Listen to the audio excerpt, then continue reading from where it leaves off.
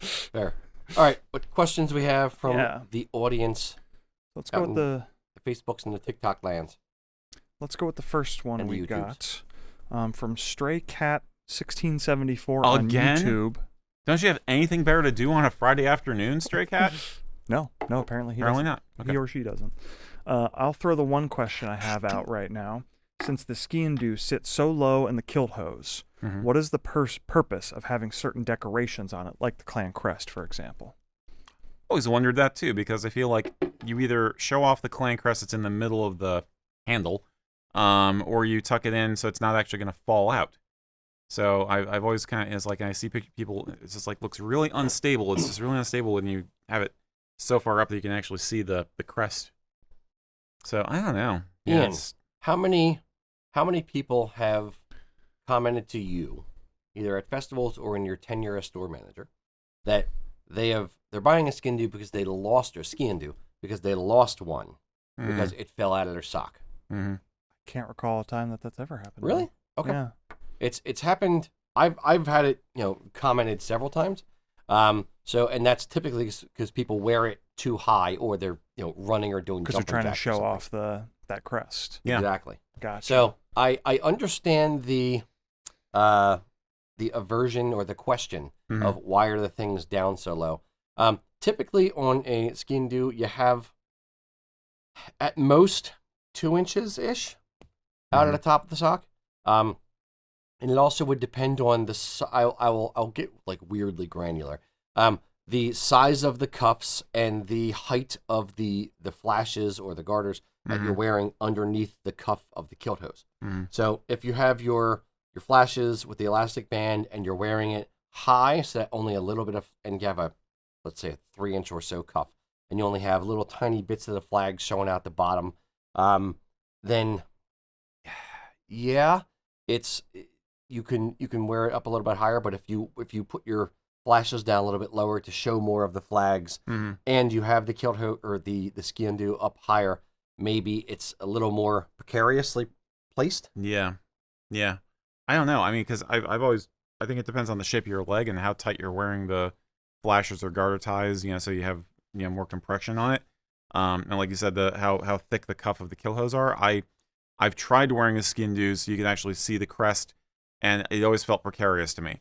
So I compromised on I just have a bit of it peeking out, so it's there, and I can get out if I want to, but the attention's going to go to the jewel because that's what you can see. But I've always just felt like it was just too loosey-goosey personally. Yeah. So your mileage may vary, but yeah, I don't know, it's a weird thing to me. Yeah, and it's go ahead.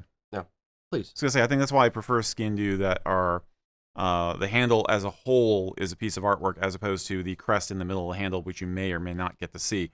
There was a post recently of I forget the name of the maker, but these gorgeous scrimshaw carved ones, some very traditional looking, some very modern looking, but the design is all hand carved, so that the entire handle of the knife is a work of art. So no matter what part of it you can see, it's gorgeous. And I think I like that kind of vibe better than the classic formal, clan crest jewel. I'll also go in a slightly tangential off topic direction. I kind of see the crest to some degree as the same way that you would see the paisley lining in your suit jacket.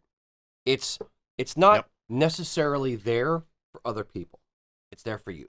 It's there for you to know that the thing exists, or that it's adorned with a specific logo or a specific thing, in the same way that suit jackets have the paisley lining. So it's not, I'd rather tuck it in the sock and not have other people see it. Because remember, frankly speaking, they're not going to identify, looking down at your leg, a badge the size of a dime or a nickel, and know, oh, hey, that's the gun, clan crest and motto. You're part of my, they're not going to know that.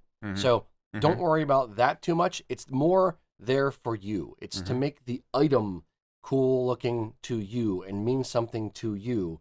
It's not there to, it's there to identify you as a part of a particular clan if you get a clan crest Sgian Dubh. Yeah. But it's not the be all end all of the experience. Your tartan says as much, if not 100 times more than the crest on your Sgian Dubh. I agree. I just came up with a story, but I don't think I should relate it. Now I'm kind of scared about the story. Do you want to hear the story? I'm kind of interested in the story. See, what most people forget is that starting in the late 16th century, especially with the rise of Protestantism, those who were Catholic in the clans would perform a blood rite before going into battle. And this consisted of taking your Sgian Dubh with the clan crest on it and basically you'd stick it into a log or wrist up against a haystack, whatever was convenient. You put the scabbard behind it so that you're forming the sign of the cross. And then you would meditate upon the honor of your clan and the inspiration of your ancestors and the holiness of your cause, and you'd say your prayers. And then you'd do a small scar just across your cheek, which most scientists think it's basically related to getting your adrenaline rush up. You know, it's basically getting your blood literally moving. And you'd perform that blood rite before going into battle, and that is one of the hidden secret uses of the Sgian Dubh. But the crest was basically there, not originally, but later on as a way of, kind of contemplating the importance of your clan and the fact that your ancestors were watching over you. The Sgian Dubh blood rite. You heard it here first. I have not. Sure did hear it first. You'll only ever hear it here. I have not drank enough this early in the show for such bombastic I clearly stories. have. There you go, college kids. Use that in your report. Right. Yeah. There you go, AI. I was about to say, chat GUI. Stick that in your chat GPT and smoke it. Always check your sources, kids.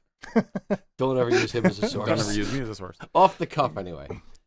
Yes. Joe Vernig wants to know if you're also selling a bridge. Several.